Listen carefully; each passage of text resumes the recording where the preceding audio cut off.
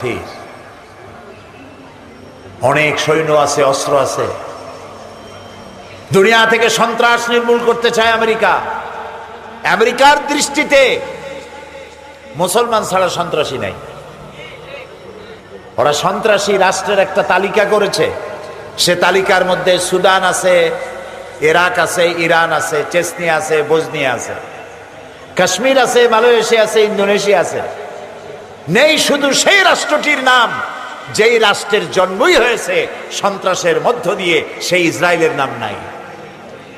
প্রত্যেক দিন অভিশপ্ত ইহুদিরা প্যালেস্টাইনের মুসলমানদেরকে প্রতিদিন মারতেছে। তারা সন্ত্রাসী না। হিন্দুস্তানে কথায় কথায়, সুতায় নাতায় সাম্প্রদায়িক দাঙ্গা বাঁধিয়ে মুসলমান মারতেছে। সেসব উগ্রপন্থী হিন্দুরা সন্ত্রাসী না। সন্ত্রাসী কারা? সন্ত্রাসী প্যালেস্টাইনি মুসলমানেরা, যারা তাদের মাতৃভূমি, পিতৃভূমি উদ্ধারের চেষ্টা করে, ওরা সন্ত্রাসী। চেচনিয়ার মুসলমানেরা স্বাধিকার আন্দোলন করছে, ওরা সন্ত্রাসী।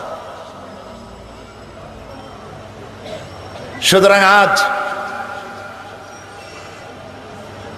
শুধু ক্ষমা চাইলে হবে না, কোরআন শরীফের অবমাননা করে ভুল স্বীকার করলে হবে না।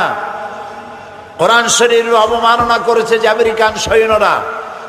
গোটা পৃথিবী গর্জে উঠেছে আজ, সারা পৃথিবীব্যাপী বিক্ষোভ হবে আমেরিকার বিরুদ্ধে।